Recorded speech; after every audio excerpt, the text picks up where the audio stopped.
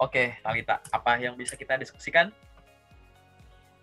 Pertama-tama aku tuh mau tanya kriteria. Aku bagian akunting nih. Biasanya yang dilihat tuh apa sih? Yang pertama kali dilihat oleh perekrutmennya? Oh, oke. Jadi dalam proses suatu rekrutmen, bagian apa yang dilihat dalam CV kali ya? Iya, Atau bisa dalam apa nih? Dari CV ya? dalam CV ya.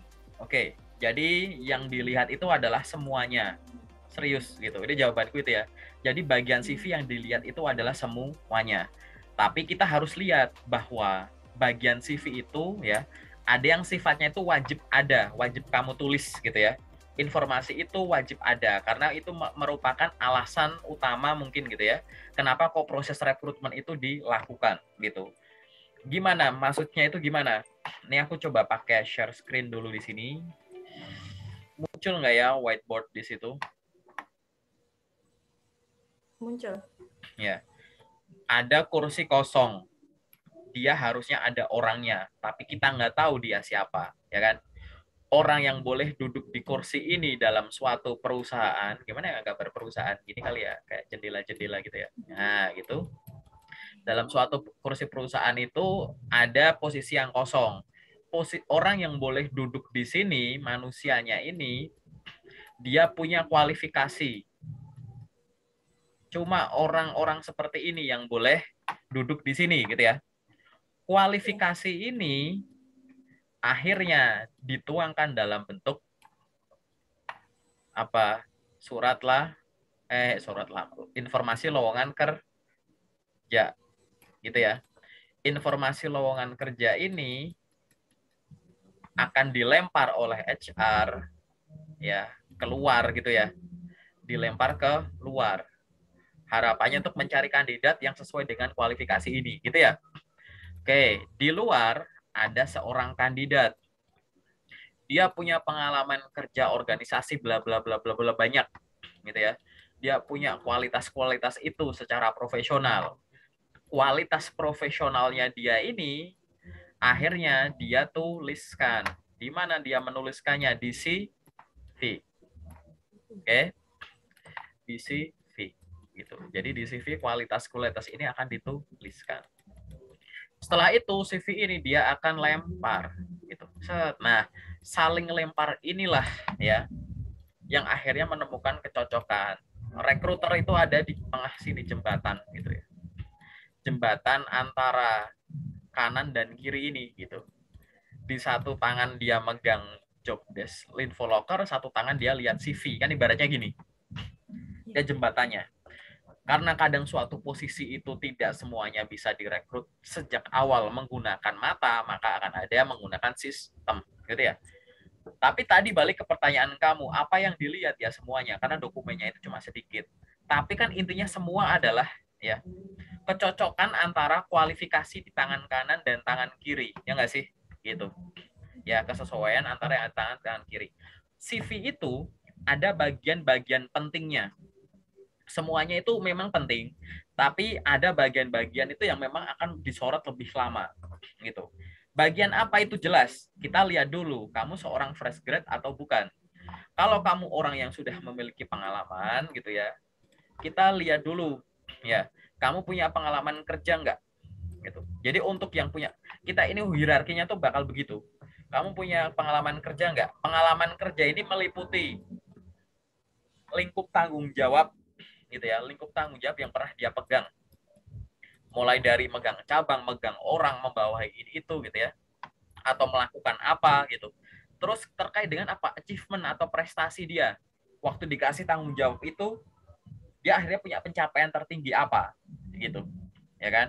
Terus yang selanjutnya adalah karena dia nulis di CV, mungkin dia kan udah resign atau keluar gitu, sekarang dia punya skill baru apa setelah bekerja di tempat itu gitu. Jadi bagian pengalaman kerja itu adalah salah satu bagian yang akan dilihat gitu ya, banget banget gitu oleh rekruter gitu. Ini akan menjadi pertimbangan gitu. Yang ibaratnya tuh sebenarnya nggak ada faktor tunggal ya. Jadi semua tuh berkaitan, mulai dari info pribadi, summary CV, pengalaman kerja, organisasi kepanitiaan, pengalaman magang, pengalaman pendidikan gitu ya, skill, achievement itu semuanya itu penting. Tapi kita harus highlight ke sini. Kita punya pengalaman kerja nggak? Kalau kita sudah punya pengalaman kerja, tuliskan di CV sebaik mungkin karena ini termasuk bagian yang akan sangat dipertimbangkan. Kayak gitu ya. Gitu. Kalau kita nggak punya pengalaman kerja, gimana Kak di kantoran? Nggak masalah, kamu punya freelance, part-time, internship, magang, baik dibayar atau enggak. Itu yang kita tonjolkan. Ya, kalau kita nggak punya itu semua, apa yang harus kita tonjolkan di sini? Gitu. Ya jelas, pengalaman pendidikan. Gitu. Pengalaman pendidikan ini urgent juga gitu ya. Ini hubungannya sama pengetahuan akademis. Karena di dalam menuntut ilmu ini, kamu akan punya kemampuan akademis tertentu, kamu juga akan berinteraksi dengan praktikum-praktikum tertentu mungkin, penelitian-penelitian tertentu gitu. Sehingga ini juga penting kesesuaian di sini. Gitu ya. Jadi pengalaman kerja tadi, kerja itu macam-macam ya yang bisa dijabarkan jadi 3 tadi ya. Kerja tetap, kontrak, freelance, part-time, magang, entrepreneur gitu. Asisten dosen boleh gitu. Itu kalau punya tulis aja. Terus pengalaman pendidikan, kesesuaian di arah sana. Terus tadi ya, bagian apa lagi yang penting yang akan di-highlight dilihat di situ adalah bagian skill. Gitu. Skill ini akan dilihat gitu. Mulai dari pengetahuan bidang gitu. Kamu jurusan apa? Jurusanmu apa? Akuntansi. Akuntansi. Ya, nanti skill ini akan dilihat jabarin terkait pengetahuan bidangmu. Turunan-turunan dari account payable, account receivable, tax, auditing, rekonsiliasi, turunan-turunannya itu gitu. Akan dilihat hubungannya sama pengetahuan bidang. Terus yang kedua adalah hardware atau software yang kamu kuasai. Gitu. Gitu kan. Mulai dari berangkat pajak mungkin kalau kamu punya pengalaman macam-macam kayak gitu kan. Terus habis itu Zahir dan teman-temannya gitu, SAP dan lain-lain gitu. Kamu itu penting gitu. Terus apalagi kemampuan bahasa gitu. Language dan soft skill gitu. Kamu bisa bahasa apa, soft skill apa gitu. Ini kan. Terus setelah ini semua gitu ditambah dengan kalau ada adalah pengalaman training atau organisasi gitu. Ada nggak pelatihan-pelatihan yang mendukungmu sebagai skill pendukung karena secara akademis nggak diajarin, di organisasi juga nggak ada, tapi kamu ingin ada suatu pelatihan yang mendukung kemampuan kamu. Kamu daftar sebagai seorang staff finance, kamu ikut pelatihan software-nya, pelatihan pengolahan datanya, pengolahan pembuatan laporan keuangan dan teman-temannya, pengolahan data, analitik data mulai dari Excel dan lain-lainnya gitu. Jadi ada pengalaman training, sertifikasi gitu. Training dan sertifikasi dulu. Ada nggak? Kalau nggak ada baru organisasi gitu. Nah ini adalah hal-hal yang pasti akan dilihat. Nah ini kan sebenarnya kan hampir sebagian besar dari seluruh info yang ada di CV gitu. Toh juga CV ya informasi nggak cuma ini. Paling tinggal kurang apa sih informasi pribadi. Kurang apa lagi di sini ya kan. Nama lengkap gitu-gitu. Tapi sebenarnya yang dilihat ini. Lalu gimana kita sebagai orang gitu ya, mungkin lanjutan pertanyaannya gitu ya, orang yang masih fresh grade gitu. Nah kalau kita merasa kita sebagai seorang fresh grade gitu, kita harus menonjolkan apa? Seorang fresh grade itu ya harus menonjolkan, aku mau bikin timbangan, gimana sih timbangan ya? Timbangan tuh begini kali ya. Ya. Ntar aku bayangin dulu gitu ya, biar rada keren gitu ada gambar-gambarnya. Nah, kita harus melihatkan keseimbangan hal-hal yang sifatnya akademis dan non akademis gitu. Fresh grade. Ibaratnya tuh secara akademis ini loh saya, secara non akademis ini loh saya gitu. Akademis itu apa aja? Ya macam-macam, mulai dari background pendidikan, mulai dari jurusannya, IPK-nya gitu ya. Gitu. Terus apalagi pendidikan non formalnya gitu. Ya kan? Non akademisnya apa? Organisasi, kepanitiaan gitu ya. Social service mungkin kalau ada dan lain-lain gitu. Jadi seolah-olah tuh fresh grade tuh menonjolkan bahwa ini loh prestasi saya secara akademis nilainya sekian. Akhirnya saya dapat pengetahuan terkait ini gitu loh. Saya juga memiliki kesempatan untuk magang dan dapat ilmu ini, menguasai ini gitu. Selain secara akademis saya menguasai ini, secara non akademis nih loh, saya nggak cuma kuliah, karena saya kuliah sambil kerja, saya ada part time di sini misalkan. Ini loh saya nggak cuma secara akademis nih saya ikut lomba, saya punya hasil penelitian ini, saya bikin paper internasional ini itu, saya pernah ngikutin ini itu. Akan menarik. Bisa dibayangin secara akademis IP kamu biasa-biasa aja, organisasi kepanitiaan ya nggak ada seadanya cuma anggota-anggota gitu. Terus kamu mau gimana kelihatan menarik gitu. Jadi kita harus nonjolin apa yang harus ditonjolin dari akademis dan akademis. Manusia itu anggap aja ukurannya itu, aku sering bikin di sesi yang dulu ya, ini tuh kayak iceberg gitu, bongkahan es. Manusia tuh pasti punya batas atas dan batas bawah. Batas atas ini aku sebut sebagai prestasi. Bawah tuh potensi. Orang tuh akan diukur gitu ya. Ini prestasi tertinggiku, aku juga punya potensi sedalam ini gitu yang masih bisa dikembangkan gitu. Akan sangat menarik kalau orang tuh kelihatan ini prestasi dan secara akademis, ini prestasi secara non akademis, ini potensiku secara akademis, ini potensi secara non akademis gitu. Intinya tuh ke arah sini gitu. Ya keseimbangan ini. Sebenarnya yang pengalaman kerja juga sama sih. Cuman kalau aku lebih suka membahasakannya tuh tadi. Tonjolkan kalau orang udah punya experience pengalaman kerja itu ya hubungannya tadi. Hubungannya itu adalah lingkup tanggung jawab ya, tanggung jawab di pekerjaan gitu. Berapa banyak tim yang udah pernah dipimpin, berapa banyak orang yang bisa berapa target yang pernah kamu handle gitu ya, berapa cabang yang kamu handle gitu. Terus yang kedua adalah selain target gitu ya, yang kedua itu adalah achievement kamu dari target yang diberikan, seberapa banyak achieve, seberapa banyak pengembangan gitu ya, berapa banyak profitnya, berapa banyak pertumbuhan profitnya gitu. Dan yang ketiga adalah skill atau knowledge yang didapat setelah kamu nggak kerja di sana lagi. Oke, dengan bekerja di sana, pengalaman itu, akhirnya sekarang kamu mampu apa gitu. Jadi ya hal ini gitu ya, gitu. Sehingga apa yang harus kita lakukan akhirnya gitu, kita harus jadi diri yang begini. Ini kamu nih, ini kamu juga. Kamu yang kiri ini adalah ya yang saya ingin. Ini yang perusahaan ingin gitu. Yang kamu harus mendefinisikan dua ini. Oke, ini yang saya ingin, ini yang perusahaan ingin. Yang saya ingin itu apa aja misalkan gitu ya. Saya pengen dapat gajinya sekian, saya pengen ini gaji, saya pengen jam kerja saya begini, saya pengen karirnya tuh di bidang jurusan saya aja, nggak usah jurusan lain. Saya pengen ya nggak usah tahan ijazah, saya pengen kerja Senin sampai Sabtu, nggak usah Senin sampai Jumat nggak usah shift. Saya pengen yang ada kemungkinan pengembangan karir. Saya nggak mau yang ada penalti. Saya nggak mau yang jauh-jauh dari kota saya gitu. Definisikan dulu yang kerjaan yang kamu pengen itu yang gimana sih, paham nggak? Gitu. Oke. Nah, ini yang saya pengen. Nah, nanti akan ada yang perusahaan ingin gitu. Kan yang saya pengen kayak gini, berarti ini saya pengen yang sesuai dengan jurusan saya, akuntansi. Nah, apa yang diinginkan oleh seorang lulusan akuntansi gitu. Oh, awal saya jadi ini sama, ini kan kamu pengen gaji sekian, ini kan gaji nih. Saya pengen gaji sekian, riset dulu. Biasanya kalau staff finance tuh gajinya berapa sih? Ini loh. Perusahaan yang ingin tuh adalah perusahaan ingin ngasih gaji staff tuh awalnya segini sampai segini untuk entry gitu kan. Gitu. Tadi kamu ngomong, oh ini lokasinya saya cuma mau gini-gini. Perusahaan ya paling lokasinya ya cuma tetap, kamu nggak banyak dimutasi gitu. Gitu. Nah, akhirnya kan kamu bisa bandingin tuh yang kamu pengen sama yang perusahaan pengen. Akhirnya kalau dua hal ini digabungin gitu ya, jadi satu gambar gitu ya. Ini dua ini jadi satu gambar gitu. Kok bisa lurus ya ini ya? Kok ini enggak ya? Gimana aku barusan bikinnya? Aku sendiri heran gitu ya. Maka kamu akan menjadi nah kayak begini.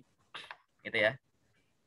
Ini yang saya pengen, ini ya, ini yang saya pengen gitu. Tapi ini yang perusahaan pengen gitu.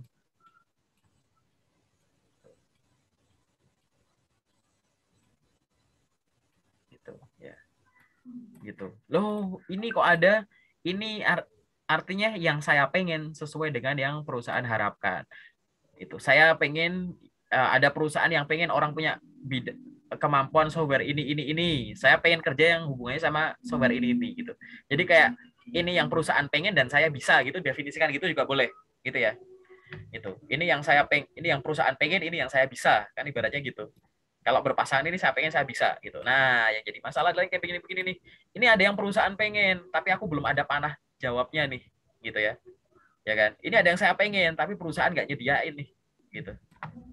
Jadi kalau ada yang perusahaan pengen, kita belum ada, akhirnya kita ngikutin pakai training, gitu ya, pakai pelatihan, pakai belajar, gitu. Udah, gitu aja sih sebenarnya. Ini alur keseluruhan dari pertanyaan sederhana kamu yang tadi cuma nanya ini, gitu ya. Apa yang akan dilihat, gitu. Jawabannya semua. Tapi dari masing-masing CV itu tidak ada misalnya kayak pertimbangan diterima atau enggak cuma gara-gara pengalaman kerja atau enggak gitu. Faktornya itu semua bukan tunggal. Hal ini dibuktikan dari apa? Bahkan ya, kalau kamu lihat Infolocker terus ada kualifikasinya ya, gitu. Itu semua kualifikasi kamu masuk, belum tentu loh kamu lolos dipanggil untuk tes selanjutnya gitu. Ya enggak? Yang artinya apa? Berarti enggak harus 100% cocok, kamu berhak untuk mencoba. Mencoba apa? Mencoba ngelamar gitu. Gitu ya. Nah, pertanyaan selanjutnya adalah dengan CV yang kamu kirimkan ke aku, kamu pernah lolos sampai tahap apa, Talita? Aku sudah pernah lolos sampai tahap interview sama HR. Interview sama HR. Habis interview sama HR dikasih kabar nggak lolos atau nggak ada kabar? Dikasih kabar. Kebanyakan nggak dikasih kabar, tapi ada yang dikasih kabar. Kalau yang nggak dikasih kabar, kamu follow up nggak? Nanya kekurangannya apa gitu maksudnya. Follow up hasilnya gimana Bu? Ini lolos apa enggak gitu? Bahasa. Iya, dikasih tahu maksudnya, dikasih tahu. Maaf Talita ini. Oh, jadi kan ada yang ngasih tahu dulu sebelum dikonfirm bahwa belum lolos, ya kan? Ada yang ngasih tahu setelah kita follow up, gitu ya. Ada yang udah di follow up pun tetap nggak balas, gitu ada nggak? Ada. Ada, gitu kan? Nah, berarti apa? Berarti yang harus kamu lakukan adalah nih, ini CV. Ntar kok kecilan. Hilang. Udah ulanglah. Ini CV gitu ya. Ini CV-mu. Terus kamu ngelamar, dapat panggilan psikotes. Terus kamu lolos, dapat panggilan interview HR. Lolos, dapat interview user. Lolos. Terus habis itu mungkin ada background check, sosmed check gitu kan. Terus habis itu mungkin ada apa namanya? Cek kesehatan, habis itu ada offering gitu. Terus habis itu ada deploy atau probation terserah lah itu deploy gitu. Nah, kita identifikasi dulu. Kalau misalkan kamu anggap saja gitu kan beberapa kali terhenti di tahap interview HR, paham nggak? Maka fokus belajar kamu nomor 1 adalah perbaiki ini dulu. Baru fokus nomor 2, baru perbaiki yang belakang ini. Banyak orang gagal di interview user, fokusnya otak-atik CV. Ya, gagal di background check atau sosmed check, yang di otak-atik CV-nya lagi gitu. Bukan itu. Coba nanti dicek kamu paling sering tertahan di tahap mana, itu yang harus kamu identifikasi dan koreksi. Boleh belajar sendiri, boleh cari coach, boleh cari teman sharing kayak aku atau yang lain gitu. Sebenarnya di interview HR ini sebenarnya salahnya di mana?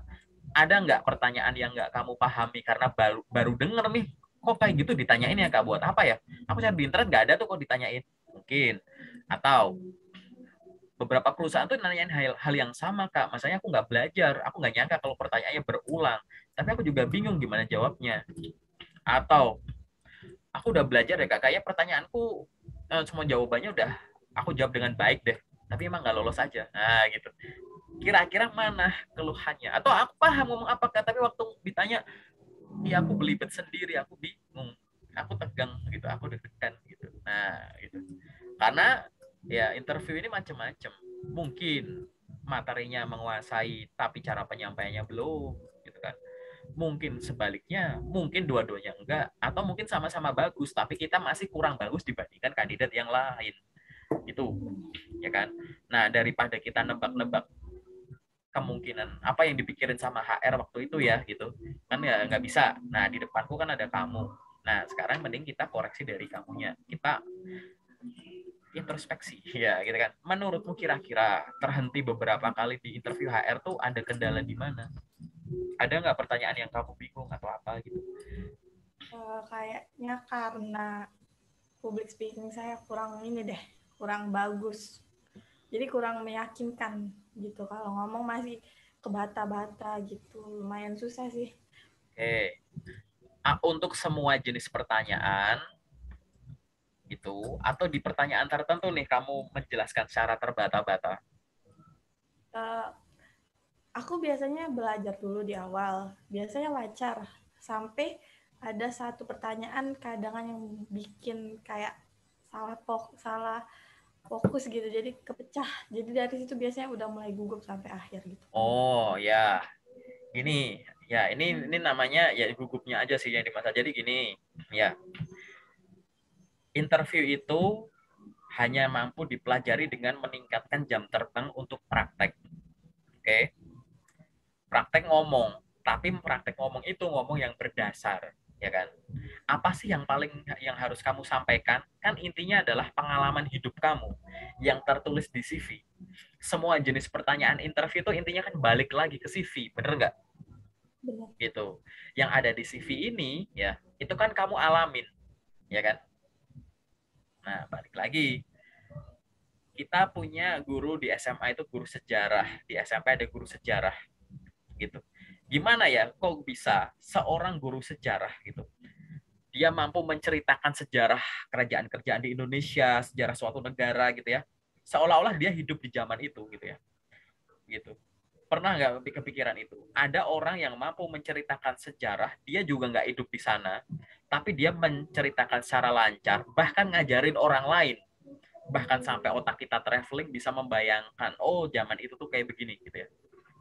Yang ini jadiin motivasi aja. Kalau kita belajar dengan baik dan benar, mulai dari peluangkan waktunya, metodenya, konsistensinya, dan evaluasinya gitu ya, maka kita akan bisa. Karena apa? Interview itu, kok bagaimana bisa ya? Kamu bayangin gitu ya, kok bagaimana bisa ada orang yang menceritakan hal yang dia tidak alami secara lancar. Nah, di saat itu, aku menceritakan apa yang aku alami kok nggak lancar. Kan lucu, gitu ya. Yeah. Gitu sehingga mungkin meluangkan waktunya yang kurang, metodenya yang kurang gitu. Tidak semua hal harus diselesaikan sendiri, kamu harus bisa cari rekan coach gitu atau siapapun itu gitu ya. Jadi untuk belajar tadi caranya gimana? Satu, baca ulang CV-nya karena belajar interview itu ya bisa dilakukan tanpa perlu kita lolos ke tahap itu dulu, minimal untuk menjelaskan isi CV kita, semua pengalaman yang real kita alami. Caranya gimana? Praktek terus, direkam, cari partner, dengerin sendiri. Tapi kok aku terbata-bata, kenapa ya? Biasanya kalau lagi ditanya ini, kok tiba-tiba aku ngeblank? Ya, karena kamu sistemnya menghafal, bukan memahami. Interview itu ya bukan kuis. Tanya satu pertanyaan, jawab. Ganti pertanyaan selanjutnya. Ganti pertanyaan selanjutnya. Bukan gitu. Tanya, jawab. Kalau kita ngerasa butuh digali, ya udah. Cuma muter-muter di situ terus. Dan kita nggak tahu isi kepala manusia satu dan yang lain. Kemungkinan pertanyaannya banyak. Yang kita butuhkan itu adalah memahami pertanyaan. Gitu. Banyak ya biasanya first grade itu yang mencari metode belajar itu dengan cara menghafal. Misalkan, kamu ngelakuin interview, terus kamu apa ya yang pertanyaan tadi jawabannya kok aku nggak yakin, misal gitu kan, browsing cara menjawab pertanyaan ini, jadi kamu sekedar formalitas pertanyaan ini cara jawabnya begini, nanti ini jadi metode menghafal, belajar yang menghafal gitu.